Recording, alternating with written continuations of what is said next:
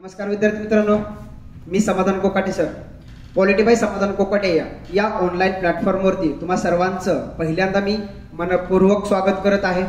विद्यार्थी मित्रांनो, येणारी संयुक्त पूर्व परीक्षा आणि राज्यसेवा पूर्व परीक्षा यांच्या अनुषंगाने जो आपण संभाव्य टॉपिकची लेक्चर सिरीज चालू केलेली आहे त्यातला आज आपण चौथं पुष्प गुंफत आहोत. तर या लेक्चरमध्ये आपण काय बघणार आहोत, या लेक्चरमध्ये सर्वोच्च न्यायालय आणि उच्च न्यायालयाच्या दृष्टिकोनातून जे काही आपण कंपॅरेटिव्ह मुद्दे बघणार आहे त्याच्यामध्ये सर्वोच्च न्यायालयातील न्यायाधीशांची नियुक्तीची प्रक्रिया, ते सर्वोच्च न्यायालय असू द्या उच्च न्यायालय, दोघांचीही नियुक्तीची प्रक्रिया आणि दोघांनाही पदावरून दूर करण्याची प्रक्रिया याच्या संदर्भामध्ये तुलनात्मकरित्या आपण आज माहिती समजून घेणार आहोत. आयोगाचे प्रश्न सुद्धा मित्रांनो सर्वोच्च न्यायालय आणि उच्च न्यायालय ह्या दोघांना तुलनात्मकरित्या येत आहेत. म्हणजे विद्यार्थी मित्र वाचत असताना ते सेपरेट तोडून वाचत आहेत, पण अभ्यास करत असताना मित्रांनो तुलनात्मकरित्या केला जावा, कारण येणारे परीक्षेचे प्रश्न हे तुलनात्मकरित्याच येत आहेत. फॉर एक्झाम्पल, सर्वोच्च व उच्च न्यायालयातील न्यायाधीशांच्या नियुक्तीची प्रक्रिया सारखीच आहे. अजून सर्वोच्च व उच्च न्यायालयातील न्यायाधीशांच्या पदावर दूर करायची प्रक्रिया वेगळी आहे, किंवा ह्यांना पदावर दूर करायची प्रक्रिया सारखी आहे पण नियुक्त करण्याची प्रक्रिया वेगळी आहे. अशा प्रकारचे एक ना भाराभर मुद्दे मित्रांनो अॅनालिटिकल आयोग बाहेर काढत आहे आणि हेच तुम्हाला परीक्षेमध्ये सुद्धा करायचं आहे की अॅनालिटिकल प्रश्न सोडवायचे आहेत. ठीक आहे, याच अनुषंगाने मित्रांनो आजचं लेक्चर आपण सुरू करूयात. व्हिडिओ शेवटपर्यंत बघा, येणाऱ्या परीक्षेसाठी खूप संभाव्य मुद्दा आहे. ठीक आहे, आपण पाठीमागचाही मुद्दा की जम्मू काश्मीर असेल, लडाख असेल, आसाम असेल, वेगवेगळ्या राज्यांच्या दृष्टिकोनातून जो राज्य पुनर्रचना आयोग केंद्रीय पुनर्रचना आयोग स्थापन केलाय त्याच्या अनुषंगाने करंट बेस्ड पाठीमागचं आपण लेक्चर बघितलं, तेही लेक्चर तुम्ही बघून घ्या. ठीक आहे, आणि आजचं लेक्चर आपण सर्वोच्च न्यायालय आणि उच्च न्यायालयातील न्यायाधीशांच्या नियुक्तीची प्रक्रिया आणि यांना पदावरून दूर करण्याची प्रक्रिया याच्या संदर्भात घेत आहोत. हाही व्हिडिओ मित्रांनो परीक्षेच्या दृष्टिकोनातून खूप महत्वाचा आहे. ठीक आहे, तर चला मग आपण सुरुवात करूया. ओके, पहिल्यांदा आपण विद्यार्थी मित्रांनो संघटन बघूयात आपण. म्हणजे न्यायव्यवस्थेचं संघटन कशा प्रकारे आहे, म्हणजे आपली न्यायव्यवस्था एकात्मिक स्वरूपाची आहे आणि आपली न्यायव्यवस्था स्वतंत्र आहे. अशा प्रकारचं तुम्हाला वैशिष्ट्य आहे, स्वतंत्र न्यायव्यवस्था आणि एकात्मिक न्यायव्यवस्था. मी बऱ्याच विद्यार्थी मित्रांना प्रश्न विचारतो, आपली न्यायव्यवस्था स्वतंत्र आहे म्हणजे काय रे, आणि आपली न्यायव्यवस्था एकात्मिक आहे म्हणजे काय रे, हे विद्यार्थी मित्रांना कळत नाही. मित्रांनो बघा बरं, आपली न्यायव्यवस्था स्वतंत्र आहे आणि आपली न्यायव्यवस्था एकात्मिक आहे. न्यायव्यवस्था एकात्मिक आहे हे त्याच्या रचनेवरून आहे. भारताची न्यायव्यवस्था एकात्मिक आहे म्हणजे एकात्मिक न्यायव्यवस्था ही त्याच्या रचनेवरून पाडलेला प्रकार आहे आणि स्वतंत्र न्यायव्यवस्था हा त्याच्या अधिकार क्षेत्रावरून आहे. ठीक आहे, फॉर एक्झाम्पल बघा, एकात्मिक न्यायव्यवस्था म्हणजे काय, अशा प्रकारे रचना आहे. म्हणजे खाली इथं दुय्यम न्यायव्यवस्था आहे, ठीक आहे, राज्य लेवलला उच्च न्यायालय आणि वरच्या लेवलला काय सर्वोच्च न्यायालय आहे. ठीक आहे, रचनेवरून भारताची न्यायव्यवस्था एकात्मिक आहे हे कशावरून आहे तर त्याच्या रचनेवरून. अशा प्रकारचे आपण म्हणतो ना, जर ज्यावेळेस तुम्ही बघा इंटिग्रेटेड बॅच लावता, इंटिग्रेटेड बॅच म्हणजे काय रे, पूर्व, मुख्य आणि मुलाखत असं कॉम्बो पॅकेज तुम्हाला एका ठिकाणी भेटते ना, सेम तसंच कॉम्बो पॅकेज आपल्या न्यायव्यवस्थेचं आहे. एकाच ठिकाणी लोअर लेवलला न्यायव्यवस्था, स्टेट लेवलला उच्च न्यायालय आणि केंद्रीय पातळीवर काय रे सर्वोच्च न्यायालय. आता ही रचना एकात्मिक अशा प्रकारे असल्यामुळं भारतीय न्यायव्यवस्था एकात्म आहे असं तुम्हाला म्हटलं जातं, किंवा भारतीय इंटिग्रेटेड ज्युडिशरी हे त्याचंच उदाहरण आहे. कशावरून रे, ह्या रचनेवर. आता बघा, भारतीय न्यायव्यवस्था स्वतंत्र आहे म्हणजे काय रे, की आता ही सर्वोच्च न्यायालय याचा अधिकार क्षेत्र वेगळं आहे, उच्च न्यायालय काय याचं अधिकार क्षेत्र वेगळं आहे आणि कनिष्ठ न्यायव्यवस्था याचं अधिकार क्षेत्र वेगवेगळं आहे. ठीक आहे, त्याच्यामुळं आपली न्यायव्यवस्था काय स्वतंत्र आहे. क्लिअर मुद्दा. ओके, भारतीय न्यायव्यवस्था एकात्मिक का आहे आणि भारतीय न्यायव्यवस्था स्वतंत्र का आहे याचा मुद्दा आय थिंक तुम्हाला क्लिअर झाला असेल. आता पुढे जाऊयात आपण. बघा अजून, हा आता हे बेसिक प्रश्न आहेत बघा. न्यायव्यवस्था, ओके, दर्जा बघा, म्हणजे भाग किती मध्ये सर्वोच्च न्यायालय, भाग किती मध्ये आहे, भाग 5, प्रकरण किती आहे 4 आणि कलम 124 ते 147.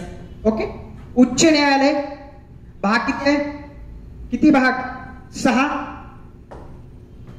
भाग 6, प्रकरण किती 5, कलम 214 ते 231. ओके, कनिष्ठ न्यायव्यवस्था दुय्यम न्यायव्यवस्था भाग 6 प्रकरण 6 आणि 233 ते 237 ही एकात्मिक रचना सुद्धा विद्यार्थी मित्रांनो तुम्हाला समजून घेणं महत्वाचं आहे. प्रश्नाची लेवल इथून चालू होते. आयोग तुम्हाला प्रश्न विचारतं सर्वोच्च न्यायालयाची रचना भाग 5 मधील प्रकरण 4 मध्ये देण्यात आलेली आहे. उच्च न्यायालयाची रचना भाग 6 मधील प्रकरण 5 मध्ये देण्यात आलेली आहे. दुय्यम न्यायव्यवस्थेची रचना भाग 6 मधील प्रकरण 5 मध्ये देण्यात आलेली आहे. बरोबर आहे विद्यार्थी मित्रांनो, अशा प्रकारचे प्रश्न आहेत जे तुम्हाला बेसिक लेवल पासून तयारी करायची आहे. ओके, आता पुढे जाऊयात आपण. आता बघा आपल्याला आता न्यायाधीशांची नियुक्ती मी तुम्हाला सांगितलं की आपल्याला आजचं लेक्चर हे 2 भागामध्ये असणार आहे. एक न्यायाधीशांची नियुक्ती आणि दुसरं न्यायाधीशांना पदावरून दूर करणं. ह्या 2 भागावरती आपलं आजचं लेक्चर डिपेंड आहे. न्यायाधीशांची नियुक्ती, मग न्यायाधीश कुठले असू दे रे, सुप्रीम कोर्टाच्या असू द्यात किंवा हायकोर्टाच्या असू द्यात. इथं सुप्रीम कोर्टाच्या न्यायाधीशांना पदावरून दूर करण्याची प्रक्रिया असू द्यात किंवा हायकोर्टाच्या न्यायाधीशांना पदावरून दूर करण्याची प्रक्रिया असू द्या. आजच्या लेक्चरचा मित्रांनो आपला हा उद्देश आहे की तुम्हाला इथं जे आयोग प्रश्न विचारताय त्या प्रश्नांचा रोख तुम्हाला विद्यार्थी मित्रांनो समजून येणं गरजेचं आहे. ठीक आहे, इथं आयोग प्रश्न काय विचारतोय की सर्वोच्च न्यायालय आणि उच्च न्यायालय यांच्या न्यायाधीशांच्या नियुक्तीची प्रक्रिया सारखीच आहे. सर्वोच्च न्यायालय आणि उच्च न्यायालय यांच्या न्यायाधीशांना पदावरून दूर करण्याची प्रक्रिया सारखी आहे, वेगळे आहे. अशा प्रकारचे विद्यार्थी मित्रांनो अॅनालिटिकल प्रश्न इथं विचारले जात आहेत. अॅनालिटिकल माध्यमातूनच मी तुम्हाला आज शिकवणार आहे. व्हिडिओ शेवटपर्यंत बघा. येणाऱ्या परीक्षेमध्ये तुम्हाला याचा निश्चित फायदा होईल. कमी वेळामध्ये मॅक्सिमम रिव्हिजन आणि कायमच्या ह्या टॉपिकची समस्या आणि पुढच्या अभ्यासाची दिशा सुद्धा विद्यार्थी मित्रांनो तुमची क्लिअर होणार आहे. चला मग आपण टॉपिकला सुरुवात करू. ओके, बघा. ओके, बघा आता कलम 124 आणि 214 124 सब क्लॉज 1 सब क्लॉज 2 मध्ये सर्वोच्च न्यायालयाचे संघटन, न्यायाधीशांची नेमणूक वगैरे आहे. 214 मध्ये उच्च न्यायालयाचे संघटन वगैरे दिलेलं आहे. आता आपण बघूया सर्वोच्च न्यायालयाचे संघटन 124 सब क्लॉज 1 सब क्लॉज 2 मध्ये आहे. ओके, इथं 214 आहे. ओके, म्हणजे सर्वोच्च न्यायालयाचे संघटन आणि उच्च न्यायालयाचे संघटन आपल्याला पहिल्यांदा बघूयात. अजून बघा सर्वोच्च न्यायालयामध्ये कोण कोण असतं रे, एक सरन्यायाधीश असतात. ओके, कोण असतात, सरन्यायाधीश असतात. ओके, अजून बघा सर्वोच्च न्यायालयाची रचना कशी आहे. बघा पहिल्यांदा ज्यावेळेस 1950 ला सर्वोच्च न्यायालयाची स्थापना झाली, अस्तित्वात आलं, त्यावेळेस 1+7 अशी रचना होती.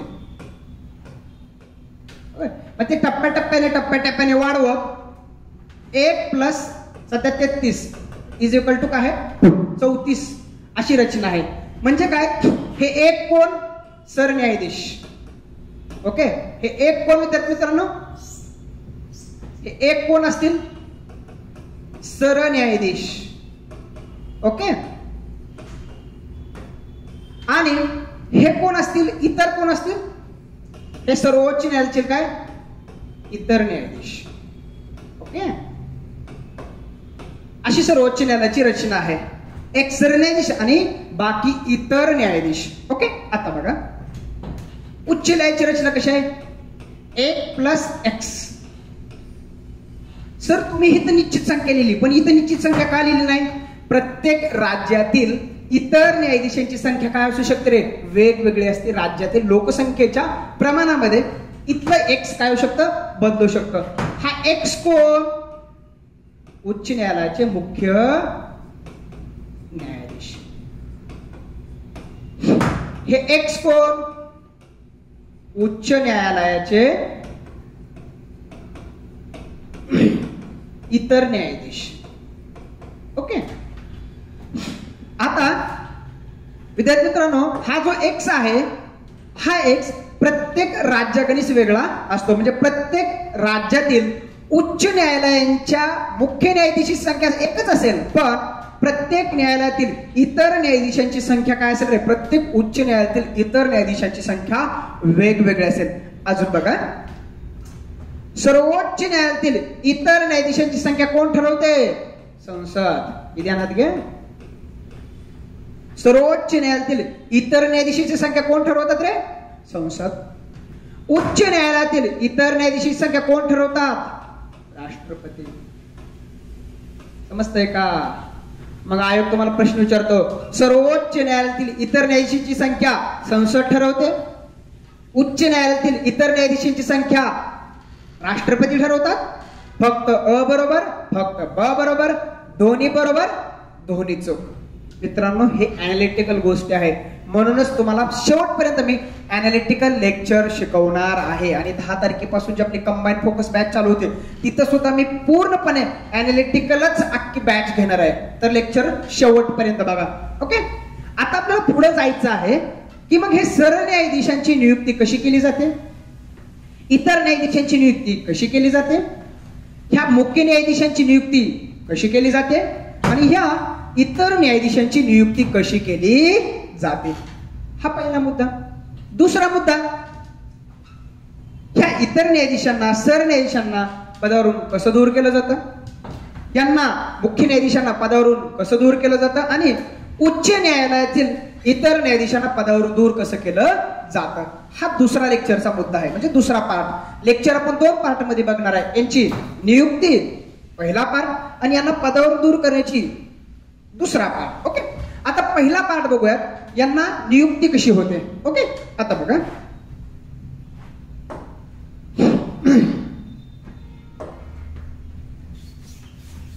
बघा आता मग तुम्हाला प्रश्न आला तर काय लिहाल रे? सर्वोच्च न्यायालयातील इतर न्यायाधीशांची नियुक्ती कोण करतात? संसद. उच्च न्यायालयातील इतर न्यायाधीशांची नियुक्ती कोण करतो? राष्ट्रपती. लक्षात ठेवायचं, ह्या बारीक बारीक बारीक बिट्स असतात आणि जे आपल्या मार्क्स घेऊन जातात. ठीक आहे मित्रांनो? ओके, चला पुढे. आता बघा, सर्वोच्च न्यायालयामध्ये कोण कोण आहेत रे? सरन्यायाधीश आणि कोण? इतर न्यायाधीश. सरन्यायाधीशांची नियुक्ती कोण करतात रे? सरन्यायाधीशांची नियुक्ती कोण करतात? कोण करतात?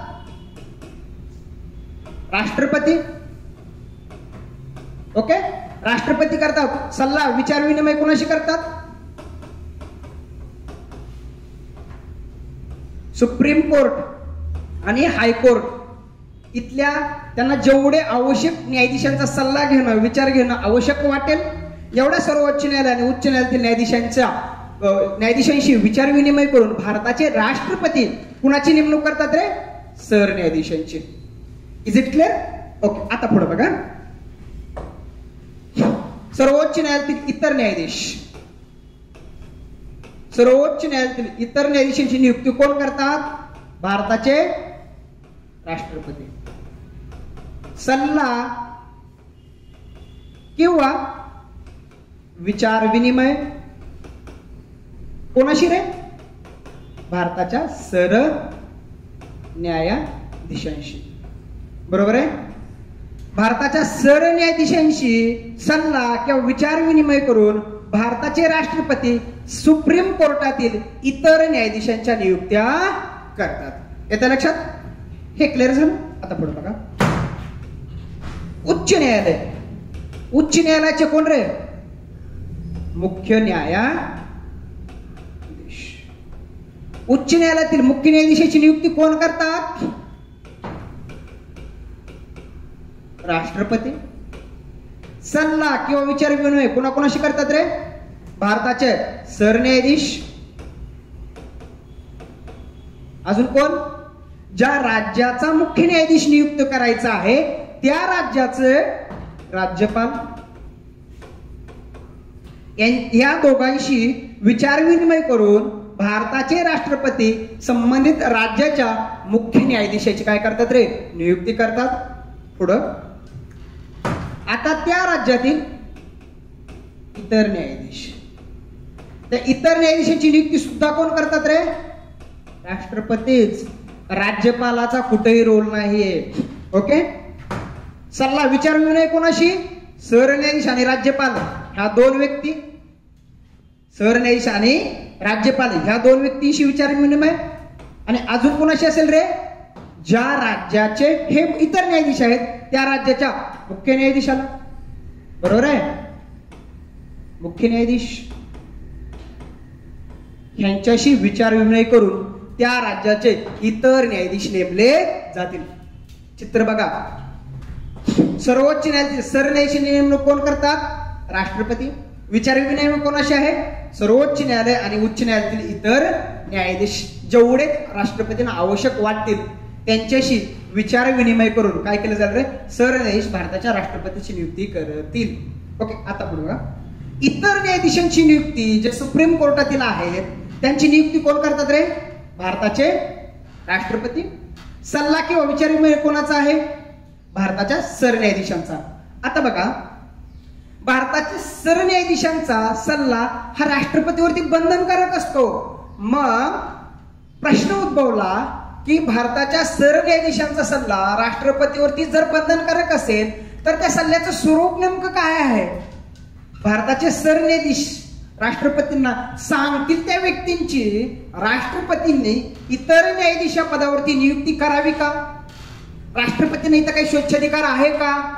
ह्या सगळ्या गोष्टींचा उहापोह पहिला न्यायाधीशांचा खटला, दुसरा न्यायाधीशांचा खटला आणि तिसरा न्यायाधीशांचा खटला याच्यामध्ये आपल्याला बघायचं आहे. नेमकं सरन्यायाधीश राष्ट्रपतींना सल्ला देतात त्या सल्ल्याचं नेमकं स्वरूप काय असेल किंवा सरन्यायाधीशांनी राष्ट्रपतीला दिलेला सल्ला कधी बंधनकारक असेल आणि कधी बंधनकारक नसेल याच्यासाठी किंवा असे ज्यावेळेस वाद उद्भवतात त्यावेळेस घटनेचा अंतिम अर्थ लावणारी संस्था या नात्याने सर्वोच्च न्यायालय अशा गोष्टींचा अर्थ लावण्याचा काम करत असतं. आणि हाच अर्थ लावण्याचा काम सर्वोच्च न्यायालयानं पहिल्या न्यायाधीशांचा खटला, दुसरा न्यायाधीशांचा खटला आणि तिसऱ्या न्यायाधीशांचा खटला याच्या बाबतीमध्ये आपल्याला विद्यार्थी मित्रांनो बघायचं आहे. ओके. बघूयात आपण पुढे. आता बघा, उच्च न्यायालयातील मुख्य न्यायाधीश यांची नियुक्ती कोण करतात? भारताचे राष्ट्रपती. सल्ला कोणाचा आहे? सरन्यायाधीश आणि राज्यपाल. बघा आता, सल्ला किंवा राष्ट्रपती विचार विनिमय दोघांशी करतील. सरन्यायाधीशांशी आणि राज्यपालांशी दोघांशी विचार विनिमय करतील. पण राष्ट्रपतीवरती सल्ला कोणाचा बंधनकारक? केवळ सरन्यायाधीशांचाच सल्ला बंधनकारक. राज्यपालांचा सल्ला राष्ट्रपतीवरती बंधनकारक नाही. केवळ सल्ला कोणाचा बंधनकारक आहे? सरन्यायाधीशांचा सल्ला बंधनकारक. मग सरन्यायाधीशांचा सल्ला बंधनकारक, मग त्याचं स्वरूप नेमकं काय असेल याच्या संदर्भात परत न्यायाधीशांचे किती खटले रे? 3. बघायचे आपल्याला पुढं. इतर न्यायाधीश. इतर न्यायाधीशांची एखाद्या हायकोर्टाच्या इतर न्यायाधीशांची नियुक्ती कोण करतात? राष्ट्रपती. कोणाचा सल्ला? सरन्यायाधीश, त्या राज्याचे राज्यपाल आणि त्या राज्याचे मुख्य न्यायाधीश यांच्याशी विचार विनिमय करून एखाद्या उच्च न्यायालयातील इतर न्यायाधीशांची नियुक्ती कोण करतात रे? राष्ट्रपती. पण सल्ला केवळ कोणाचा बंधनकारक? सरन्यायाधीशांचा. ओके. म्हणजे काय रे? एक गोष्ट तुम्हाला क्लिअर झाली की एक गोष्ट काय क्लिअर झाली रे मित्रांनो? उच्च न्यायालयातील मुख्य न्यायाधीश म्हणजे कोणत्याही राज्याचा मुख्य न्यायाधीश याची नियुक्ती कोण करतात? राष्ट्रपती. सल्ला कुणाचा? सल्ला कुणाचा? तिघांचा सल्ला. सरन्यायाधीश, राज्यपाल यांचा सल्ला. पण सल्ला बंधनकारक कुणाचा? केवळ सरन्यायाधीशांचा. कोणत्याही उच्च न्यायालयातील इतर न्यायाधीशांच्या नियुक्तीबाबत सल्ला केवळ कोणाचा बंधनकारक? सरन्यायाधीशांचा. सर्वोच्च न्यायालयातील इतर न्यायाधीशांच्या नियुक्तीबाबत सल्ला कुणाचा बंधनकारक? केवळ सरन्यायाधीशांचा. म्हणजे एक गोष्ट क्लिअर आहे की राष्ट्रपती सर्व न्यायाधीशांची नियुक्ती करतात आणि सर्व न्यायाधीशांच्या नियुक्तीबाबत सल्ला फक्त कोणाचा बंधनकारक आहे? सरन्यायाधीशांचा सल्ला बंधनकारक. मग सरन्यायाधीशांच्या सल्ल्याचं स्वरूप काय असेल याचा अर्थ लावण्याचं काम न्यायव्यवस्थेनं पहिला न्यायाधीशांचा खटला, दुसरा न्यायाधीशांचा खटला आणि तिसरा न्यायाधीशांचा खटला याच्यामध्ये केलेलं आहे, जे आपण पुढे बघूयात. ओके. तत्पूर्वी हा चार्ट तुम्हाला मी समजून सांगतो अजून एकदा. बघा, आपण सर्वोच्च न्यायालयाचं संघटन बघितलं होतं 124. उच्च न्यायालयाचं संघटन किती? 214. ओके. सरन्यायाधीशाची नेमणूक कोण करतात? राष्ट्रपती. विचार विनिमय कोणाचा आहे? सर्वोच्च न्यायालय आणि उच्च न्यायालय काय? न्यायाधीश जेवढे राष्ट्रपती नाव आवश्यक वाटतील. आता बघा, सर्वोच्च न्यायालयातील इतर न्यायाधीशांची नियुक्ती कोण करतात? राष्ट्रपती. विचारविनिमय कोणाशी आहे? सरन्यायाधीश. ओके. आणि या संदर्भात किती न्यायाधीश खटले आपल्याला बघायचे? पहिला, दुसरा आणि तिसरा न्यायाधीशांचा खटला. उच्च न्यायालयातील मुख्य न्यायाधीशाची नेमणूक कोण करतात? राष्ट्रपती. विचारविनिमय कोणाशी? सरन्यायाधीश आणि राज्यपाल. पण सल्ला फक्त कोणाचा बंधनकारक? सरन्यायाधीशांचा. राज्यपालाचा सल्ला बंधनकारक आहे का? नाही. इतर न्यायाधीशांच्या नियुक्तीबाबत राष्ट्रपती कोणाची विचारविनिमय करतील? सरन्यायाधीश, राज्यपाल आणि मुख्य न्यायाधीश. पण राज्यपाल आणि मुख्य न्यायाधीशांचा सल्ला बंधनकारक आहे का राष्ट्रपतीवरती? फक्त सल्ला कोणाचा बंधनकारक? सरन्यायाधीशांचा. मग जर सरन्यायाधीशांचा सल्ला बंधनकारक आहे तर त्या सल्ल्याचं नेमकं स्वरूप काय असेल? या स्वरूपाबाबत किती खटले आहेत रे? 3 खटले आपल्याला बघायचा आहे. चौथा आहे खटला जो 99वी घटना दुरुस्ती एनजॅकची तुम्ही रद्द केली, त्याला काही लोक चौथा न्यायाधीशांचा खटला म्हणतात. आर्टिकल 50च्या विरोधामध्ये जे बेसिक स्ट्रक्चरचा भाग आहे, न्यायव्यवस्थेचा स्वातंत्र्याचा भाग आहे, याच्या कारणास्तव जी 99वी घटना दुरुस्ती एनजॅक तुम्ही रद्द केली, त्याला काही लोक चौथा न्यायाधीशांचा खटला असं म्हणतात. पण ऍक्च्युली सरन्यायाधीशांच्या सल्ल्याबाबत राज्यघटनेमध्ये 3च खटले आहेत. ओके. चौथा खटला नाहीये. ओके. पुढे बघूयात आपण आता. म्हणजे आता पुढच्या स्लाइडचा किंवा पुढच्या पार्ट आपला कसा असेल की सरन्यायाधीशांचा सल्ला इथं बंधनकारक आहे, इथं बंधनकारक आहे आणि इथं बंधनकारक आहे. मग सरन्यायाधीशांच्या नेमकं सल्ल्याचं स्वरूप काय असेल? जर सल्ल्याचं स्वरूप जर एकदा फिक्स झालं तर मग काय स्वरूपानं राष्ट्रपतींना सरन्यायाधीश सल्ला देतील आणि तो सल्ला दिलेला राष्ट्रपतीवरती कधी बंधनकारक असेल आणि कधी बंधनकारक नसेल. एवढं क्लिअर? ओके. पहिला न्यायाधीशांचा खटला 1982 या संदर्भात 1982. दुसरा 1993. पहिला न्यायाधीशांचा खटला 1982, दुसरा 1993 आणि तिसरा काय 1998. या संदर्भामध्ये आपल्याला काय बघायचे रे? न्यायाधीशांचे खटले बघायचे आहेत. ओके. आता बघा, इथं न्यायाधीशांच्या नियुक्त्या कोण आहेत मला सांगा. ऑलरेडी सरन्यायाधीशांची नियुक्ती झाली का? ऑलरेडी सरन्यायाधीशांची नियुक्ती झाली. आता सरन्यायाधीशांच्या नियुक्तीने सल्ल्याने राष्ट्रपती काय करणार आहेत? ह्या सगळ्यांची काय करणार? नियुक्ती. आपल्याला काय बघायचंय बघा, सरन्यायाधीशांच्या सल्ल्यानं राष्ट्रपती कुणाकुणाची नेमणूक करतात रे? सर्वोच्च न्यायालयाचे कोण? इतर न्यायाधीश. ओके. सर्वोच्च न्यायालयाचे कोण? इतर न्यायाधीश. आणि अजून कोण? हायकोर्टाचे कोण? हायकोर्टाचे कोण? मुख्य न्यायाधीश. आणि कोण? इतर न्यायाधीश. ओके. बरोबर ना? हेच ना रे, एवढंच. बघा ना, इतर हायकोर्ट, सर्वोच्च न्यायालयाचे इतर न्यायाधीश, मुख्य न्यायाधीश आणि इतर न्यायाधीश. म्हणजे ह्या तिघांचीच नियुक्ती कोण करतात? राष्ट्रपती. कोणाच्या सल्ल्याने? सरन्यायाधीशांच्या सल्ल्याने. बाकी लोक पण आहेत सल्ला द्यायला, पण सल्ला फक्त कुणाचा बंधनकारक आहे? सरन्यायाधीशांचाच सल्ला बंधनकारक आहे. मग आपल्याला बघायचंय नेमकं सरन्यायाधीशांनी राष्ट्रपतींना दिलेल्या सल्ल्याचं स्वरूप काय असेल. त्याच्या संदर्भामध्ये आपल्याला 1982चा, 1993चा आणि 1998चा असं 3 न्यायाधीशांचे खटले बघायचे. तेच आपण बघतोय. ओके. बघा आता, सरन्यायाधीश, सर्वोच्च न्यायालयाचे इतर न्यायाधीश, मुख्य न्यायाधीश हायकोर्टाचा आणि इतर न्यायाधीश यांच्या सल्ल्याबाबत कुणाला, यांच्या नियुक्तीबाबत कुणाला सल्ला देतील रे? सर्वोच्च न्यायालयाचे इतर न्यायाधीश. अजून कोण? हायकोर्टाचे मुख्य न्यायाधीश आणि इतर न्यायाधीश. ओके. यांच्या नियुक्तीबाबत सरन्यायाधीश कोणाला सल्ला देतील? राष्ट्रपतींना. आणि त्या सल्ल्याचं स्वरूप काय असेल याच्यासाठी पहिला काय, याच्या संदर्भात काय? पहिला 1982चा खटला, दुसरा 1993चा खटला आणि तिसरा 1998चा खटला आपण बघूयात. ओके. आता बघा, पहिला न्यायाधीशांचा खटला म्हणजे सर्वोच्च न्यायालयाच्या सरन्यायाधीशांचा यांच्या इतर न्यायाधीशांच्या नियुक्तीबाबत आणि हायकोर्टाचा मुख्य न्यायाधीश आणि इतर न्यायाधीशांच्या नियुक्तीबाबत राष्ट्रपतीला दिलेल्या सल्ल्याचं स्वरूप काय असेल हे उलगडून दाखवण्याचं काम पहिला न्यायाधीशांचा खटला 1982ला झालं. पहिल्या न्यायाधीशांचा खटला सांगतो की सरन्यायाधीशांनी राष्ट्रपतीला दिलेला सल्ला म्हणजे केवळ काय? विचार विनिमय किंवा विचारांची देवाणघेवाण. म्हणजे सरन्यायाधीश ज्यावेळेस राष्ट्रपतींना सल्ला देतील तो सल्ला म्हणजे एकमत होईलच असं नाहीये. तो सल्ला म्हणजे फक्त काय, विचारांचे आदान प्रदान. म्हणजे राष्ट्रपती केवळ सरन्यायाधीशांना विचारतील की बाबा आम्ही या न्यायाधीशांची नियुक्ती करतोय, तर तुम्हाला ते कसं आहे किंवा तुम्ही याच्याबाबत तुमचं म्हणणं काय आहे. मग सरन्यायाधीशांचं म्हणणं किंवा सरन्यायाधीशांचा विचार म्हणजे एकमत का, किंवा सरन्यायाधीशाने दिलेला सल्ला विचार राष्ट्रपतीवर बंधनकारक का, असं कोणतेही नाही. असा कोणताही निर्णय पहिल्या न्यायाधीशांच्या खटल्यामध्ये दिला गेलेला नाही. पहिल्या न्यायाधीशांच्या खटल्यामध्ये सांगण्यात आलं की सरन्यायाधीशांचा सल्ला म्हणजे काय, विचारांचे आदान प्रदान. सरन्यायाधीशांचा सल्ला म्हणजे एकमत नव्हे. ओके, केवळ विचारांचं काय आदान प्रदान. सरन्यायाधीशांचा सल्ला राष्ट्रपतीवर बंधनकारक असेल का नसेल याच्या बाबतीत कोणतंही भाष्य केलं नाही. फक्त सल्ल्याचं स्वरूप म्हणजे काय की फक्त विचारांची देवाणघेवाण, एकमत नव्हे. म्हणूनच विद्यार्थी मित्रांनो असं म्हटलं जातं की 1950 ते 1982 पर्यंत ज्या काही न्यायाधीशांच्या नियुक्त्या व्हायच्या त्या नियुक्त्या राष्ट्रपतींच्या मर्जीनुसार होत होत्या असं म्हटलं जातं.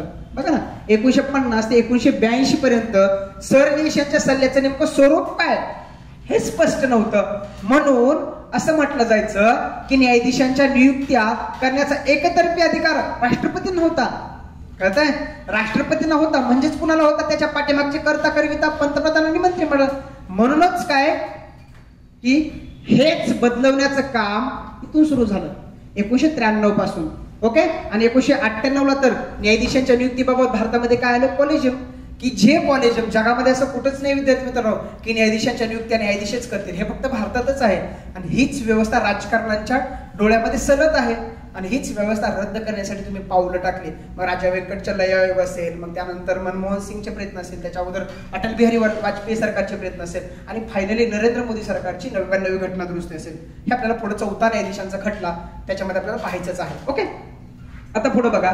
म्हणून तुम्हाला समजलं 1950 ते 1982 पर्यंत न्यायाधीशांच्या नियुक्त्या करण्याचा एकतर्फी अधिकार राष्ट्रपतींना कसा होता, राष्ट्रपतींना या अर्थाने होता की सरन्यायाधीशांच्या सल्ल्याचं नेमकं स्वरूप काय असेल हे स्पष्ट नव्हतं. आता हे सरन्यायाधीशांचं स्वरूप स्पष्ट करण्याचं काम दुसऱ्या न्यायाधीशांच्या खटल्यामध्ये झालं की जो दुसरा न्यायाधीशांचा खटला 1993 ला झाला. ओके, दुसऱ्या न्यायाधीशांच्या खटल्यामध्ये सांगण्यात आलं की सर्वोच्च न्यायालयातील इतर न्यायाधीशांची नियुक्ती याच्याबाबत राष्ट्रपतींना सरन्यायाधीशांनी दिलेला सल्ला काय असेल रे, बंधनकारक असेल. बरोबर आहे, बंधनकारक असेल. आता सल्ल्याचं स्वरूप म्हणजे केवळ विचारांचा आदान प्रदान नाही, तर ते एकमतच, एकमत. आणि तो एकमतानं दिलेला सल्ला, घेतलेला सल्ला सरन्यायाधीशांचा जो राष्ट्रपतींवरती काय असेल रे, बंधनकारक असेल. पण जरी सरन्यायाधीशांना दिलेला सल्ला बंधनकारक असला, एकमताचा असला, तरी इथे एक अट आहे बघा की सरन्यायाधीशांनी इतर न्यायाधीशांच्या नियुक्तीबाबत राष्ट्रपतींना सल्ला देत असताना किती सहकार्यांना विचारायचं रे, 2 सहकार्यांशी विचार विनिमय करून राष्ट्रपतींनी सरन्यायाधीशांनी राष्ट्रपतीला सल्ला द्यायचा आहे की बाबा एक 6 व्यक्ती आहे, एक 6 व्यक्तीची सर्वोच्च न्यायालयामधील इतर न्यायाधीशपदी शिफारस करत असताना सरन्यायाधीशांनी किती लोकांना विचारायचं रे, 2. म्हणजे आणि स्वतः किती, 3. म्हणजे 3 न्यायाधीशांचं काय झालं तिथं, कॉलेजियम निर्माण झालं. ओके, आणि ह्या 3 न्यायाधीशांच्या बहुमतानं ह्या न्यायाधीशांचं सर्वोच्च न्यायालयातील इतर न्यायाधीश पदी काय रे, शिफारस केली जाईल. आणि जर ही प्रक्रिया फॉलो न करता सरन्यायाधीशांनी राष्ट्रपतीला सल्ला दिला तर तो सल्ला राष्ट्रपतीवरती बंधनकारक नसेल. संविधानिक प्रक्रियेचा अवलंब न करता सल्ला दिला या कारणास्तव राष्ट्रपती तो सल्ला अस्वीकृत किंवा नाकारू शकतात.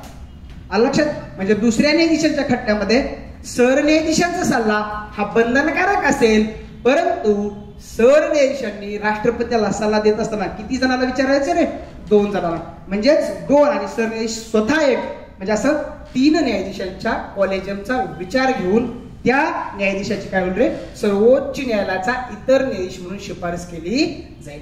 हा होता दुसरा न्यायाधीशांचा खटला. बघा लक्षात. आता तिसऱ्या न्यायाधीशांचा खटला. तिसऱ्या न्यायाधीशांच्या खटल्यात इथं पण बायसपणे होत होतं. बघा इथं बघा 2+1. इथं सुद्धा न्यायाधीशांच्या नियुक्त्या ह्या बायसपणे होण्याची शक्यता होती. अजूनही हे फायनल झालं नव्हतं की नेमकं सरन्यायाधीशांचं सल्ल्याचं स्वरूप काय असेल. मग तिसऱ्या न्यायाधीशांच्या खटल्यामध्ये अजून घुसपूस चालू होती. मग हे तिसऱ्या न्यायाधीशांच्या खटल्यामध्ये हा वाद सोडवण्याचं काम सर्वोच्च न्यायालयाने केलं. आता कसं केलं बघा. सर्वोच्च न्यायालयाने सांगितलं की सरन्यायाधीशांनी राष्ट्रपतीला दिलेला सल्ला काय असेल रे, राष्ट्रपतींवरती बंधनकारक असेल. पण बंधनकारक असला तरी सरन्यायाधीशांनी राष्ट्रपतीला दिलेला सल्ला हा बहुमताचा असेल. कशाचा असेल रे, बहुमताचा असेल, ना की तो वैयक्तिक सल्ला, वैयक्तिक नसेल. म्हणजे काय की सरन्यायाधीश ज्यावेळेस राष्ट्रपतींना सर्वोच्च न्यायालयातील इतर न्यायाधीशांच्या नियुक्तीबाबत सल्ला देतील, तो सल्ला हा बहुमताचा असेल, ना की राष्ट्रपतींचा काय वैयक्तिक. आणि बहुमताचा सल्ला म्हणजेच काय रे, इथं कॉलेजियम. सरन्यायाधीशांनी राष्ट्रपतींना सल्ला देत असताना किती लोकांची शिफारस घ्यायची रे, 4. ओके, 4 सहकार्यांशी विचार विनिमय करून राष्ट्रपतींना कुणी सल्ला द्यायचा रे, सरन्यायाधीशांनी. आणि 4 पैकी दोघांचं जर मत प्रतिकूल असेल, दोघांचं जर नियुक्ती त्या न्यायाधीशाबाबत दोघांचं जरी मत प्रतिकूल असेल, तर असा सल्ला किंवा अशा नावाची शिफारस राष्ट्रपतींकडे पाठवायची नाही. आणि जर पाठवलीच तर ती शिफारस राष्ट्रपतींवरती काय बंधनकारक नसेल. इज इट क्लिअर मित्रांनो. म्हणजेच काय, आता सध्याचं कॉलेजियम कसं आहे, सर्वोच्च न्यायालयातील इतर न्यायाधीशांच्या नियुक्त्या राष्ट्रपती कुणाच्या सल्ल्याने करतात, सरन्यायाधीशांच्या. पण सरन्यायाधीशांनी अशी शिफारस करत असताना किती लोकांना विचारायचं रे, 4. आणि इथूनच भारतामध्ये न्यायाधीशांच्या नियुक्तीबाबत कॉलेजियम पद्धतीचा काय झाला रे, उगम झाला. आणि हीच कॉलेजियम पद्धत तुम्ही 99वी घटना दुरुस्ती अन्वये काय केली रे, रद्द केली. आणि तिथं न्यायाधीशांच्या नियुक्तीबाबत तुम्ही काय आणलं, एक आयोग आणला. आणि की जो आयोग किंवा जी घटना दुरुस्ती आर्टिकल 50 सर्वोच्च म्हणजे न्यायव्यवस्था कार्यकारी मंडळापासून वेगळे असेल, ह्या आर्टिकल 50चं उल्लंघन करतं, या कारणास्तव तुम्ही काय केला, रद्द केला. जे आपण बघा दुसऱ्या लेक्चरमध्ये बघितलं होतं, बेसिक स्ट्रक्चर वगैरे कसं कसं काय, त्याचा अवलंब करून काय केलं हे तुम्ही रद्द केलं होतं. ठीक आहे. आता आपण पुढे बघूयात की सर्वोच्च न्यायालयाचं झालं. आता हायकोर्टाचे मुख्य न्यायाधीश आणि हायकोर्टाचे इतर न्यायाधीश यांच्या नियुक्तीबाबत, ओके, यांच्या नियुक्तीबाबत सरन्यायाधीश कोणाला सल्ला देतात, राष्ट्रपतींना.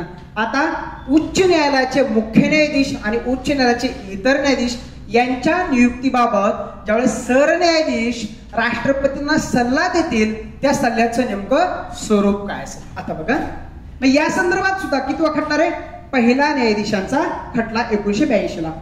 पहिल्या न्यायाधीशांच्या खटल्यामध्ये सांगण्यात आलं की सरन्यायाधीशांनी राष्ट्रपतीला सर्वोच्च उच्च न्यायालयाचे मुख्य न्यायाधीश आणि इतर न्यायाधीश यांच्या नियुक्तीबाबत सल्ला देणं म्हणजे काय, त्या सल्ल्याचं स्वरूप म्हणजे काय, केवळ विचारांचे आदान प्रदान.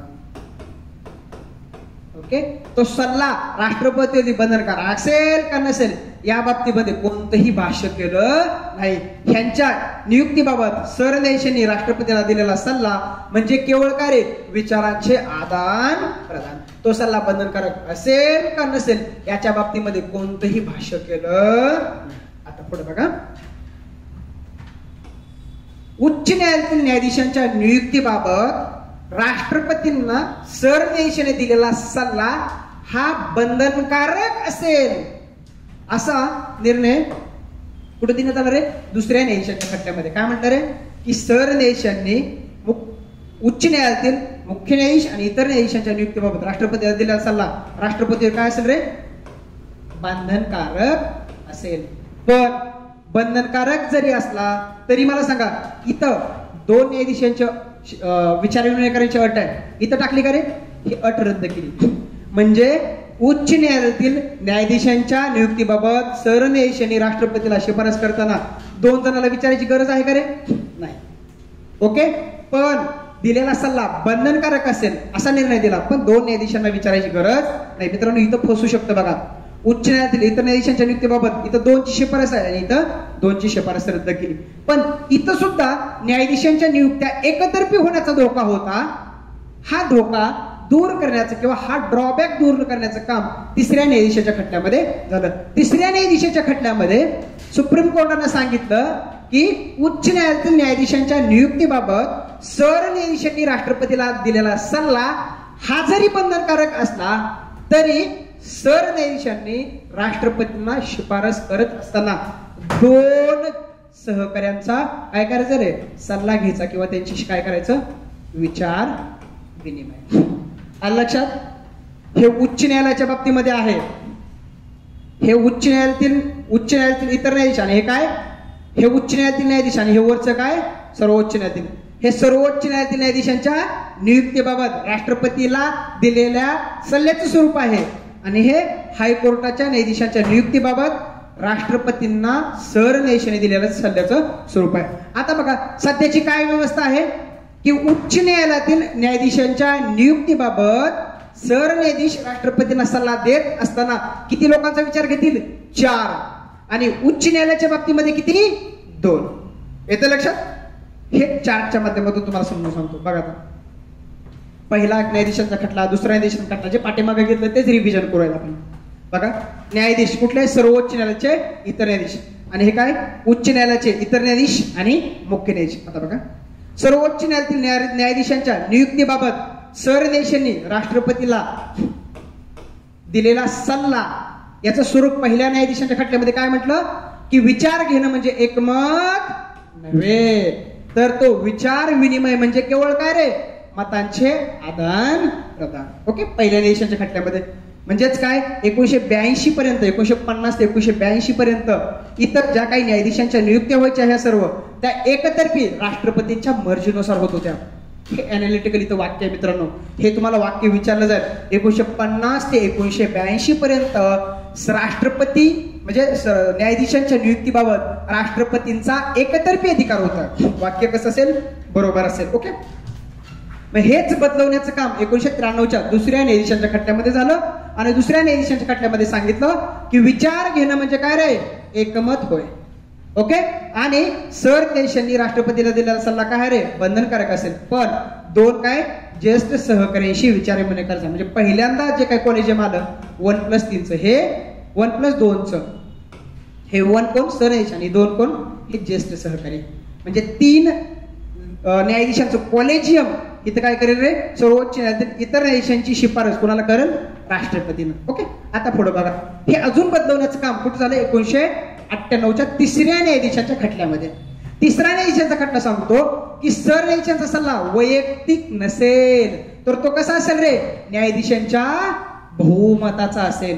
बहुमताचा असेल म्हणजेच काय की 1+4चं कॉलेजियम. ओके, म्हणजे स्वतः सरन्यायाधीश आणि इतर 4 ज्येष्ठ न्यायाधीशांचा सल्ला. आता 4 पैकी दोघांचं जर मत त्या न्यायाधीशाच्या बाबतीमध्ये प्रतिकूल असेल तर असा सल्ला सरन्यायाधीशांनी राष्ट्रपतीकडे पाठवू नये, आणि जर पाठवला तर तो राष्ट्रपतींवरती बंधनकारक नसेल. म्हणजेच काय? सर्वोच्च न्यायालयातील इतर न्यायाधीशांच्या नियुक्तीबाबत ज्या वेळेस सरन्यायाधीश राष्ट्रपतींना सल्ला देतील त्यावेळेस त्यांनी 4 ज्येष्ठ सहकार्यांशी विचारायचं, आणि 4 पैकी 2 जरी जर म्हटलं की ह्या न्यायाधीशाची शिफारस करायला नको किंवा त्या न्यायाधीशाबाबत दोघांचं जर मत प्रतिकूल असेल तर असा सल्ला राष्ट्रपतींवरती म्हणजे असा सल्ला सरन्यायाधीशांनी राष्ट्रपतीकडे पाठवायचा नाही, आणि जर तो पाठवला तर राष्ट्रपतींवरती बंधनकारक नसेल. Is it clear? हे सर्वोच्च न्यायालयातील न्यायाधीशांच्या बाबतीत. आता खाली काय बघू आपण? उच्च न्यायालयातील न्यायाधीशांच्या नियुक्तीबाबत ज्यावेळेस सरन्यायाधीश राष्ट्रपतींना सल्ला देतील त्याचं स्वरूप नेमकं काय असेल. बघा, आता पहिल्या न्यायाधीशांच्या खटल्यामध्ये बघा, हे सारखाच निर्णय आहे. म्हणजे काय? विचार घेणं म्हणजे एकमत नव्हे, विचार घेणं म्हणजे केवळ मतांचा आदान प्रदान. ही तर सुद्धा सारखाच नाही. उच्च न्यायालयाच्या न्यायाधीशांच्या नियुक्तीबाबत सुद्धा सारखाच निर्णय आहे. म्हणून तर तुम्ही म्हटलं ना की या उच्च न्यायालयातील मुख्य न्यायाधीश, इतर न्यायाधीश, सर्वोच्च न्यायालयाचे इतर न्यायाधीश यांच्या नियुक्तीबाबत एकतर्फी 1982 पर्यंत अधिकार राष्ट्रपतींना होता. हे इथं पण आपण बघतोयच, बरोबर आहे. पण हे बदलवण्याचं काम 1993 दुसऱ्या न्यायाधीशांच्या खटल्यामध्ये झालं. दुसऱ्या न्यायाधीशांच्या खटल्यामध्ये सांगण्यात आलं की उच्च न्यायालयाच्या न्यायाधीशांच्या नियुक्तीबाबत सरन्यायाधीश ज्यावेळेस राष्ट्रपतींना सल्ला देतील त्यावेळेस तो सल्ला राष्ट्रपतींवरती काय असेल रे, बंधनकारक असेल. पण इथं 2 न्यायाधीशांची अट रद्द केली आहे बघा. इथं जी 2 न्यायाधीशांची अट आहे ते उच्च न्यायालयाच्या बाबतीमध्ये नाही. ओके, आता हेच बघा, हेच बदलवण्याचं काम तिसऱ्या न्यायाधीशांच्या खटल्यामध्ये झालं. तिसऱ्या न्यायाधीशांच्या खटल्यामध्ये सांगण्यात आलं की ज्यावेळेस उच्च न्यायालयाच्या न्यायाधीशांच्या बाबतीत सरन्यायाधीश राष्ट्रपतींना सल्ला देतील तो सल्ला राष्ट्रपतीवरती बंधनकारक असेल, पण 2 ज्येष्ठतम न्यायाधीशांचा सल्ला घेणं बंधनकारक आहे. ओके, म्हणजेच एक गोष्ट क्लिअर आहे की सरन्यायाधीशच सर्वोच्च न्यायालयाच्या इतर न्यायाधीशांच्या बाबतीत राष्ट्रपतीला सल्ला करतील आणि सरन्यायाधीशच उच्च न्यायालयातील सर्व न्यायाधीशांच्या बाबतीत कोणाला सल्ला देतील, राष्ट्रपतींना. सरन्यायाधीशांनी सर्वोच्च न्यायालयातील न्यायाधीशांच्या बाबतीत सल्ला देताना किती लोकांना विचारायचं, 4, आणि उच्च न्यायालयाच्या बाबतीमध्ये 2. ही आहे सध्याची न्यायाधीशांची नियुक्तीची प्रक्रिया. आलं लक्षात विद्यार्थी मित्रांनो. आता इथं प्रश्न कसे बनतात बघा. आयोग तुम्हाला काय प्रश्न विचारतो बघा का, सर्वोच्च न्यायालयाचे न्यायाधीश बघा, इथं सर्वोच्च न्यायालयाचे इतर न्यायाधीश व उच्च न्यायालयाचे न्यायाधीश यांच्या नियुक्तीची प्रक्रिया सारखी आहे. सारखे का रे, वेगळे आहे मित्रांनो. बघा इथं 4 आहे, इथं 2 आहे. मग सारखी कसं म्हणणार, वाक्य चुकलं. आता आयोग काय म्हणतोय, सर्वोच्च न्यायालयातील न्यायाधीश आणि उच्च न्यायालयातील न्यायाधीश यांच्या नियुक्तीची प्रक्रिया वेगळी आहे. आता वाक्य कसं बरोबर. मित्रांनो हे अनालिटिकल वाक्य आहेत, ही तुमच्या लक्षात येणं गरजेचं आहे. अजून जर प्रश्न विचारलं की न्यायाधीशांच्या नियुक्तीबाबत पहिल्यांदा कॉलेजियमचा वापर कधी केला गेला, 1993, आणि सध्याच्या न्यायाधीशांच्या नियुक्तीबाबत कॉलेजियम आहे ते कधीपासून अस्तित्वात आहे, 1998. न्यायाधीशांच्या नियुक्तीबाबत भारतात पहिल्यांदा कॉलेजियम कधी अस्तित्वात आलं, दुसऱ्या न्यायाधीशांच्या खटल्याने. आणि सध्या जे न्यायाधीशांच्या नियुक्ती करणारं कॉलेजियम आहे ते कॉलेजियम कधी अस्तित्वात आलं, 1998. मित्रांनो या सगळ्या डायमेन्शन तुमच्या क्लिअर असणं तितकंच महत्वाचं आहे. स्पर्धा खूप भयंकर आहे, फक्त शॉर्टकट मारून पास होता येत नाही मित्रांनो. डीप अभ्यास पाहिजे. डीप म्हणण्यापेक्षा आयोगाला अपेक्षित लेवलचा अभ्यास हवा, आणि तो हवाच. येतं लक्षात मित्रांनो. पुढे जाऊयात आपण. आता आय होप पहिला लेक्चरचा पार्ट तुम्हाला कळाला असेल. पहिला लेक्चरचा पार्ट काय आहे मित्रांनो, की न्यायाधीशाच्या नियुक्तीची प्रक्रिया आपण ही सगळी संपवली. ओके, आता दुसरा जो पार्ट आपल्याला बघायचा आहे तो पार्ट ह्या न्यायाधीशांना पदावरून दूर कसं केलं जातं. येतं लक्षात. पुढे बघूयात आपण. म्हणजे न्यायाधीशांना पदावरून दूर करण्याची प्रक्रिया. ओके, आता बघा इथं 2 गोष्टी आहेत बघा. इथं 2 गोष्टी आपल्याला बघायच्या आहेत. पहिल्यांदा आपण बघितलं न्यायाधीशांना पदावरून म्हणजे पदावरून घेऊन येण्याची प्रक्रिया. आता दुसरे बघायचे न्यायाधीशांना पदावरून दूर करण्याची प्रक्रिया. ओके, आता बघा इथं एक गोष्ट क्लिअर बघा. न्यायाधीशांना पदावरून दूर करण्याची कारणे काय आहेत, शाबित झालेली गैरवर्तणूक किंवा अकार्यक्षमता. म्हणजे न्यायाधीशांना पदावरून दूर करण्याची कारणे काय आहेत, 2.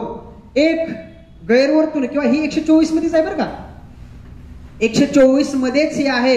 124 सबक्लॉज 4 मध्ये सांगणे न्यायाधीशांना पदावरून दूर कसं केलं जाईल. ओके, आणि ते पदावर दूर करण्याची कारण काय आहेत घटने सांगितलेली, गैरवर्तणूक आणि अकार्यक्षमता.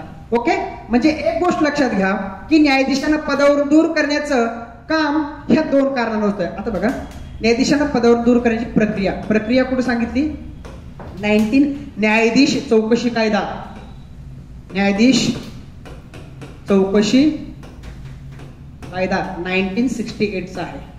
ओके, 1968 चा न्यायाधीश चौकशी कायदा आहे. त्याच्यामध्ये सांगण्यात आलंय ही प्रक्रिया, ह्या प्रक्रिया यांना पदावर दूर करण्याची कारणे घटनेने सांगितलीत. काय, गैरवर्तणूक आणि अकार्यक्षमता. पण ह्यांना पदावर दूर करण्याची प्रक्रिया ठरवण्याचा अधिकार घटनेने कोणाला दिलाय, संसदेला. आणि संसदेने कुठला कायदा केला, न्यायाधीश चौकशी कायदा 1968. इथं गोष्ट मित्रांनो क्लिअर करून घ्या. न्यायाधीशांना पदावर दूर करण्याची कारणे घटनेने सांगितलीत का, यस सांगितलेली आहेत. कुठली, गैरवर्तणूक आणि अकार्यक्षमता. पुढचा माझा मुद्दा, न्यायाधीशांना पदावर दूर करण्याची प्रक्रिया घटनेने सांगितलीत का, सांगितली का, नाही, ती प्रक्रिया ठरवण्याचा अधिकार घटनेनं कोणाला दिलाय? संसदेला. संसदेसाठी काय करेल? कायदा. मग जी कायद्यानं गोष्ट निश्चित केली जाते ती गोष्ट कशी असते? वैधानिक. इथे लक्षात, ज्या गोष्टीसाठी कायदा असतो ती गोष्ट भारतीय राज्यघटनेमध्ये काय असते? आणि वैधानिक. आणि जी गोष्ट भारतीय राज्यघटनेमध्ये नमूद असते ती काय असते? घटनात्मक. म्हणजे न्यायाधीशांना पदावरून दूर करण्याची कारणे कशी आहेत? घटनात्मक. आणि न्यायाधीशांना पदावर दूर करण्याची प्रक्रिया कशी आहे? वैधानिक. का वैधानिक? कारण यासाठी न्यायाधीश चौकशी कायदा 1968 काम करतो. म्हणजे जर तुम्हाला असं अनॅक्टिकल वाक्य आलं, न्यायाधीशांना नियुक्त करण्याची प्रक्रिया घटनात्मक आहे पण कारणे वैधानिक आहेत, वाक्य चूक. कारणे घटनात्मक आणि प्रक्रिया वैधानिक. ह्या सगळ्या बेसिक एवढ्या छोट्या लेक्चरमध्ये मी सगळं क्लिअर करू शकत नाही, पण जेवढं करण्याचा प्रयत्न करतोय ते म्हणजे जेवढं शक्य होईल तेवढा मित्रांनो मी प्रयत्न करेन. बॅच मध्ये आपण हे सगळं डिटेल्स मध्ये घेऊयात. ओके, आता पुढे जाऊयात. मग आपण ही प्रक्रिया बघू. कारणे तुम्ही बघितली, न्यायाधीशांना पदावर दूर करण्याची कारणे बघितली का? यस, गैरवर्तणूक आणि अकार्यक्षमता. आता ह्यांना पदावर दूर करायची काय बघू आपण? प्रक्रिया बघू. ओके, बघा आता.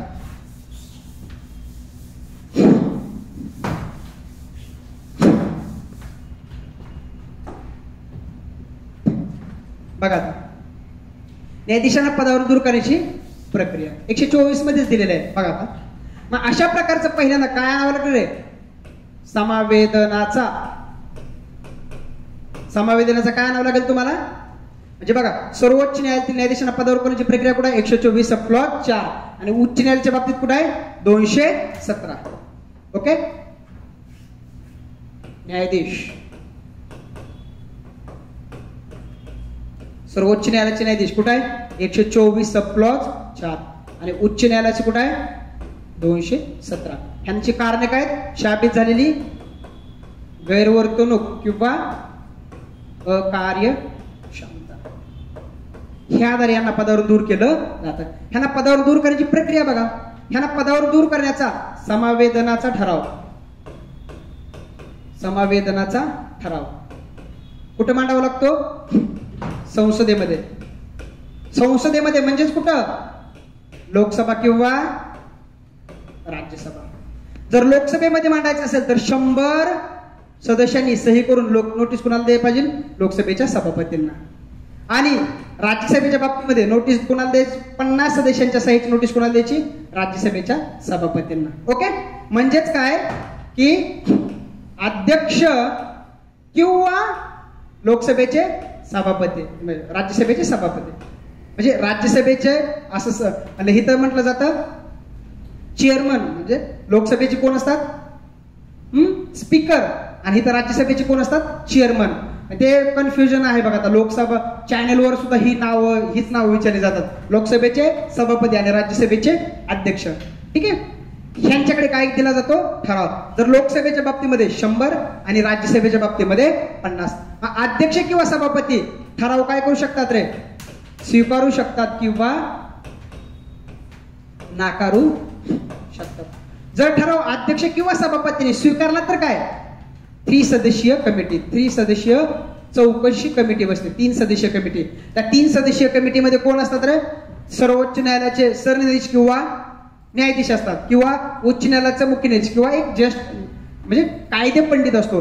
ह्या 3 कायदे, सरन्यायाधीश, उच्च न्यायालयाचे न्यायाधीश आणि कायदे पंडित, अशा 3 जणांची काय रे?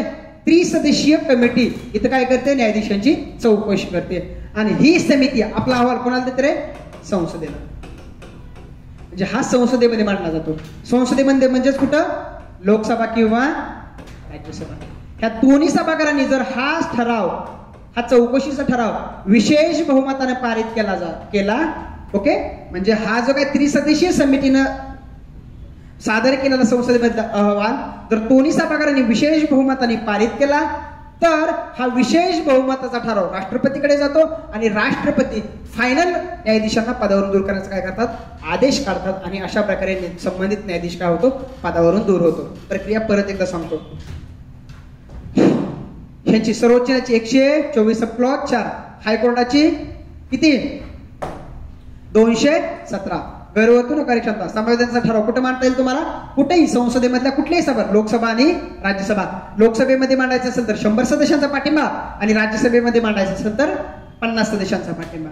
अशा प्रकारचा ठराव अध्यक्ष किंवा सभापती स्वीकारू शकतात किंवा नाकारू शकतात. स्वीकारला तर प्रक्रिया पुढे जाईल आणि नाकारला तर प्रक्रिया तिथंच लॅप्स होईल. ओके, शक्यतो स्वीकारलाच जातो. स्वीकारला तर काय होतं, संबंधित सभागृहामार्फत ज्या सभागृहाने तो ठराव स्वीकारलाय पहिल्यांदा ते सभागृह त्रिसदस्यीय चौकशी कमिटी बसवतं आणि त्या त्रिसदस्यीय चौकशी कमिटीमध्ये कोण कोण असतात? सरन्यायाधीश असतात किंवा न्यायाधीश, हायकोर्टाचे मुख्य न्यायाधीश किंवा इतर न्यायाधीश आणि कायदे पंडित, अशा त्रिसदस्यीय कमिटी त्या न्यायाधीशांवर लावण्यात आलेले आरोप जे की गैरवर्तणूक आणि अकार्यक्षमता आहे ते आरोप योग्य आहेत का अयोग्य आहेत हे तपासणी करतं ही त्रिसदस्यीय कमिटी. आणि जर त्या कमिटीला ते न्यायाधीश दोषी आढळले तर तसा अहवाल संसदेमध्ये सादर केला जातो आणि त्या अहवालावरती लोकसभा आणि राज्यसभा अशा दोन्ही सभागृहाचं विशेष बहुमत आवश्यक असतं. आणि जर अशा विशेष बहुमताने तो ठराव पारित केला तर राष्ट्रपती फायनल आदेश काढतात. बघा आता, समितीला जरी अध्यक्ष म्हणजे समितीला जरी न्यायाधीश दोषी आढळले तर दोन्ही सभागृह जोपर्यंत तो ठराव पारित करत नाही तोपर्यंत न्यायाधीश पदावरून दूर केले जात नाहीत. म्हणजे लोकसभेने ठराव पारित केला आणि राज्यसभेने तो नाकारला, ओके, तर न्यायाधीशांना पदावरून दूर केलं. पहिल्यांदा तेच झालं न्यायमूर्ती रामास्वामी यांच्या बाबतीमध्ये. राज्यसभेने ठराव पारित केला पण लोकसभेने तो म्हणजे काँग्रेस त्या वोटिंग मध्ये भागच नाही घेतला म्हणून लोकसभेमध्ये तो काय होऊ शकला नाही, पारित होऊ शकला नाही. आणि अशा प्रकारे काय झालं, तिथंच काय झालं, न्यायमूर्ती रामास्वामींना पदावरून दूर करण्याचा ठराव लास्ट झाला. म्हणजे आतापर्यंत सर्वोच्च न्यायालयाच्या एकाही न्यायाधीशाला पदावरून दूर करण्याची वेळ आलेली नाही. ज्यावेळेस आली न्यायमूर्ती रामास्वामींच्या बाबतीमध्ये त्यावेळेस लोकसभेमध्ये तो ठराव पारित होऊ शकला नाही. ओके, अशा प्रकारे न्यायाधीशांना काय केलं जातं, पदावरून दूर केलं जातं. क्लिअर झालं का? नाही क्लिअर झालं? परत एकदा सांगतो. ओके, बघा, न्यायाधीशांना पदावर दूर करणं सर्वोच्च न्यायालय 124, उच्च न्यायालय 217. कारण काय, गैरवर्तणूक आणि अकार्यक्षमता. बरं, अशा प्रकारचा समावेदनाचा प्रस्ताव कुठे मांडता येतो? लोकसभा किंवा राज्यसभा. संसदेच्या कोणत्याही सभागृहामध्ये पहिल्यांदा न्यायाधीशांना पदावरून दूर करण्याचा ठराव मांडता येतो. जर तो लोकसभेमध्ये मांडायचा असेल तर किती सदस्यांचा पाठिंबा? 100. राज्यसभेमध्ये मांडायचा तर किती सदस्यांचा पाठिंबा? 50. अशा प्रकारचा ठराव अध्यक्ष किंवा सभापती स्वीकारू शकतात किंवा नाकारू शकतात. जर स्वीकारला तरच ही पुढची प्रक्रिया चालू होईल. जर अध्यक्ष किंवा सभापतीने तो ठराव स्वीकारला तर तिथं काय होईल रे, त्रिसदस्यीय कमिटीची स्थापना होईल. त्रिसदस्यीय कमिटीमध्ये कोण असतात? स्वतः सरन्यायाधीश असतील किंवा त्यांचा प्रतिनिधी, उच्च न्यायालयाचे मुख्य न्यायाधीश आणि एक कायदे पंडित. अशा 3 सदस्यांची कमिटी त्या न्यायाधीशावर लावण्यात आलेले आरोप काय करेल रे, तपासेल. आणि जर त्या त्रिसदस्यीय कमिटीला ते न्यायाधीश जर दोषी आढळले तर अशा प्रकारचा ठराव कुठे सादर केला जाईल रे, संसदेमध्ये. आणि संसदेमध्ये लोकसभा आणि राज्यसभा यांचं काय असेल रे, विशेष बहुमतानं तो ठराव जर दोन्ही सभागृहांनी पारित केला तर राष्ट्रपती काय करत रे, संबंधित न्यायाधीशाला पदावर दूर करण्याचा काय करतील रे, आदेश काढतील. अशा प्रकारे सर्वोच्च न्यायालयाचे न्यायाधीश आणि उच्च न्यायालयाच्या न्यायाधीशांना पदावरून दूर केलं जातं. मित्रांनो, लक्षात आलं का? मी दोन्ही वेगवेगळ्या प्रक्रिया सांगितल्या का? पाठीमागे यांच्या नियुक्तीच्या प्रक्रिया वेगवेगळ्या सांगितल्या होत्या बघा. 4, 2 म्हणजे 4 न्यायाधीश, खाली 2 न्यायाधीश, प्रक्रिया वेगवेगळ्या सांगितल्या होत्या. ह्यांना वेगवेगळ्या प्रक्रिया सांगितल्या का? नाही. बघा, एक कसं प्रश्न विचारतं, सर्वोच्च न्यायालयाचे न्यायाधीश आणि उच्च न्यायालयाचे न्यायाधीश यांना पदावरून दूर करण्याची प्रक्रिया वेगळी आहे. कुठं वेगळी आहे? प्रक्रिया काय आहे? न्यायाधीश चौकशी कायदा 1968 न सेम प्रक्रिया सांगितली आहे. म्हणजेच काय, सर्वोच्च न्यायालयाचे न्यायाधीश आणि उच्च न्यायालयाचे न्यायाधीशांना पदावर दूर करण्याची प्रक्रिया कशी आहे? सारखी आहे. वाक्य कसं? बरोबर. यांना पदावर दूर करण्याची प्रक्रिया वेगळी आहे. वाक्य कसं? चूक. मित्रांनो, ही अॅनालिटिकल वाक्य आहेत. असा अभ्यास करा. तुलनात्मकरित्या जेवढा अभ्यास करता येईल तेवढा तुम्ही तुलनात्मकरित्या अभ्यास करायचाच आहे. राष्ट्रपती, राज्यपाल कम्पेअर करा. पंतप्रधान, PM, CM कम्पेअर करा. केंद्रीय मंत्रिमंडळ, राज्य मंत्रिमंडळ कम्पेअर करा. महाधिवक्ता, महान्यायवादी कम्पेअर करा. संसद, राज्य विधिमंडळ कम्पेअर करा. जेवढा तुम्ही विद्यार्थी मित्रांनो कम्पॅरेटिव्ह अभ्यास कराल तेवढं तुम्हाला सोपं जाणार आहे. केंद्र पातळीवर जर व्यवस्थित बघितलं तर राज्य पातळीवर एकदम म्हणजे सोपं जातं आणि एकदम म्हणजे खूप 20% पार्ट असा असतो की जो लक्षात अनकॉमन असतो, तेवढाच लक्षात ठेवायचा असतो. मी तुम्हाला समरूपता बघा, संसदेची समरूपता शिकवली, राज्य विधिमंडळाची फक्त कम्पेअर करून दाखवली. मित्रांनो, हा अभ्यास करण्याचा पॅटर्न आहे आणि हाच आपल्या राज्यघटनेचा योग्य अभ्यासाचा ट्रॅक आहे. अशाच प्रकारे अभ्यास करा. आपण बॅच मध्ये सुद्धा अशाच प्रकारे शिकवतो. ओके, कळालं असेल तुम्हाला. आता प्रश्न कसा आहे विचारतो. अजून तुम्हाला एक काही प्रश्न दाखवतो. लेटेस्ट 2019 मध्ये या टॉपिकवर आलेले प्रश्न सुद्धा दाखवतो. मी तुम्हाला प्रश्न पण सुद्धा दाखवतो. बघा आता प्रश्न कसे आलेत बघा. आता भारतातील सर्वोच्च न्यायालयाच्या न्यायाधीशांच्या महाभियोग प्रक्रिया. आता बघा मित्रांनो, महाभियोग हा बघा इथं बघा इम्पिचमेंट दिलं असेल. इम्पिचमेंट बघा, भारतीय राज्यघटनेनं महाभियोग हा शब्द फक्त राष्ट्रपतींच्या बाबतीत वापरलाय, पण आता तो उच्च म्हणजे न्यायाधीशांच्या बाबतीत पण आणि आता इकडे पण वापरला जातो. एवढं काही लक्षात घ्यायचं नाही. पण ऍक्च्युली ह्यांचा महाभियोग नाही, ह्यांना रिमूव्हल असतं. रिमूव्हल आणि इम्पिचमेंट. इम्पिचमेंट राष्ट्रपतीला असतं आणि रिमूव्हल ह्या सगळ्या लोकांना असतं. आता ती इम्पिचमेंट सगळीकडे वापरला, तिथं जास्त लोड घ्यायचा नाही. बघा आता सर्वोच्च न्यायाधीशाच्या महाभियोग प्रक्रियेबद्दल कोणते विधान अयोग्य आहे म्हणजे चुकीचं विधान सांगितलंय. बघा आता भारतीय संविधानाच्या अनुच्छेद 124 मध्ये उल्लेख करण्यात आलेला आहे. बरोबर, 124 मध्ये महाभियोगाचा उल्लेख म्हटलाय. स्पष्ट तरतूद आहे का? नाही. स्पष्ट तरतूद कुठे आहे? 1968च्या कायद्यामध्ये. महाभियोगाच्या प्रक्रियेची पुरुष केवळ लोकसभेतच सादर करतात. केवळ लोकसभेतच आहे का रे? केवळ लोकसभेत आहे का? बघा बरं इथं, केवळ लोकसभेत आहे का? लोकसभा किंवा राज्यसभा कुठेही लोकसभेत सादर करायचे 100 आणि राज्यसभेत 50 सदस्यांचा पाठिंबा. म्हणजे हे वाक्य कसं असेल रे? चुकीचं असेल. येते लक्षात मित्रांनो. हे बघा 1/7 मेन्स 2019चा हा प्रश्न आहे. ओके, आता इथं आन्सर भेटलं, खालचं वाचायची गरज नाही. ओके, ते तुम्ही परत घरी जाऊन वाचा. पण तुम्हाला कसं वाक्य चुकलं कळालं का? आयोग कसा प्रश्न विचारतो? केवळ लोकसभेतच. अशा प्रकारे मी तुम्हाला कॉम्प्रिहेन्सिव्ह प्रश्नामध्ये सांगितलं होतं, केवळ, परंतु, जेवढं अशा प्रकारचे कीवर्ड्स येतात त्यावेळेस तिथं नेहमीच वाक्य चुकण्याचा चान्सेस जास्त असतात. लक्षात घ्यायचं मित्रांनो. ज्यावेळेस तुम्ही आता एक्झाम मध्ये सुद्धा जाल त्यावेळेस सुद्धा हेच लक्षात ठेवायचं. येतं लक्षात? पुढचा प्रश्न दाखवतो तुम्हाला. खाली झाले हे राज्यसभा मेन्सचा प्रश्न आहे, आय थिंक 18-19चा. सर्वोच्च न्यायालयाच्या न्यायाधीशास पदावरून दूर करण्याच्या प्रक्रियेप्रमाणेच उच्च न्यायालयाच्या न्यायाधीश पदावरून दूर करतात. बघा, सर्वोच्च न्यायालयाच्या न्यायाधीशास पदावरून दूर करण्याच्या प्रक्रियेप्रमाणेच उच्च न्यायालयाच्या न्यायाधीशांना, आताच बघितलं ना तुम्ही. बघा, सर्वोच्च न्यायालयाच्या न्यायाधीशास पदावरून दूर करण्याच्या प्रक्रियेप्रमाणेच उच्च न्यायालयाच्या न्यायाधीशांना पदावरून दूर केलं जातं. वाक्य कसं मित्रांनो? वाक्य कसं? बरोबर ना? सर्वोच्च न्यायालयाच्या न्यायाधीशास पदावरून दूर करण्याच्या प्रक्रियेप्रमाणेच उच्च न्यायालयाच्या. बरोबर आहे. बघा आता पुढचं वाक्य कसं बनेल रे? सर्वोच्च न्यायालयाच्या न्यायाधीशाच्या नियुक्तीप्रमाणेच उच्च न्यायालयाच्या न्यायाधीशांची नियुक्ती केली जाते. वाक्य चूक का बरोबर? चूक. सर्वोच्च न्यायालयाच्या न्यायाधीशांच्या नियुक्तीबाबत किती जणांचा सल्ला आहे? 4. आणि उच्चच्या बाबतीत कितीचा सल्ला आहे? 2. मग प्रक्रिया सारखी का वेगळी? वेगळी. येतं लक्षात? हे लक्षात घ्या. पुढे बघा, उच्च न्यायालयामध्ये पूर्ण वेळ काम केलेल्या न्यायाधीशाला निवृत्तीनंतर, बघा, उच्च न्यायालयामध्ये पूर्ण वेळ काम केलेल्या न्यायाधीशाला निवृत्तीनंतर वकिली करणं किंवा कोणत्याही कोर्टात किंवा अधिसत्तेत भारतात कार्य करण्यास परवानगी नाही. हे स्वातंत्र्याचं. सर्वोच्च न्यायालयाचे बघा हे स्वातंत्र्य असतं. सुप्रीम कोर्ट आणि हायकोर्ट यांचं काय असतं? अधिकार क्षेत्र आणि स्वातंत्र्य. हा मुद्दा स्वातंत्र्याचा आहे.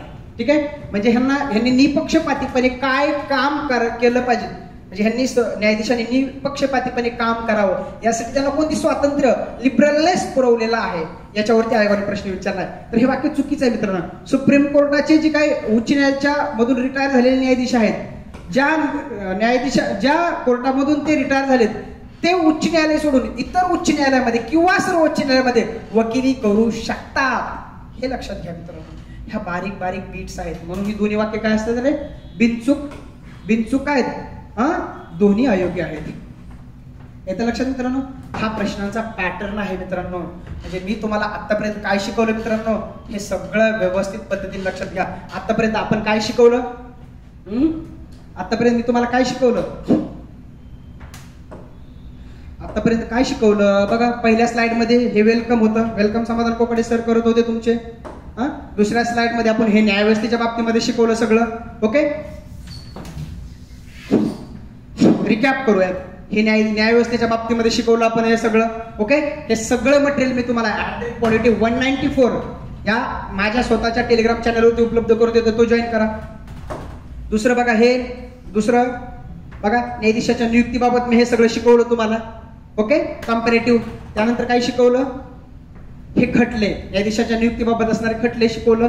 ओके, त्यानंतर आपण काय घेतलं रे, न्यायाधीशांना पदावरून दूर करण्याची प्रक्रिया, ही तर प्रक्रिया बघितली आपण हे. आणि त्यानंतर आपण काय बघितलं, शेवटी हे प्रश्न बघितले. ओके, आय थिंक विद्यार्थी मित्रांनो तुम्हाला हे सगळं चित्र क्लिअर झालं असेल. म्हणजे कशा प्रकारे हे मेकॅनिझम काम करतं, कशा प्रकारे आयोग तुलनात्मकरित्या प्रश्न विचारतं, हे सगळं विद्यार्थी मित्रांनो आय होप तुम्हाला हे समजलं असेल. आणि मी अशी अपेक्षा करतो की याच्या अगोदरचे सुद्धा लेक्चर तुम्ही बघितले असेल आणि लेक्चर बघून तुम्हाला नक्कीच फायदा झालेला असेल. विद्यार्थी मित्रांनो हे सुद्धा लेक्चर तुम्ही बघा, आवडलं असेल तर तुमच्या मित्रांना सांगा. ओके, आणि तुम्हा सर्वांना माझ्याकडून, समाधान कोकडे सरांकडून तुम्हाला राज्यसेवेसाठी खूप खूप शुभेच्छा आहेत मित्रांनो. खूप चांगला मन लावून अभ्यास करा मित्रांनो, विथ कॉन्फिडन्स विथ कॉन्फिडन्सनं अभ्यास करा. आणि तोपर्यंत आपली लेक्चर एन्जॉय करत राहा मित्रांनो, बघत राहा. नक्कीच येणाऱ्या एक्झामसाठी तुम्हाला फायदा होईल. तुम्हा सर्वांना ऑल द बेस्ट. थँक्यू.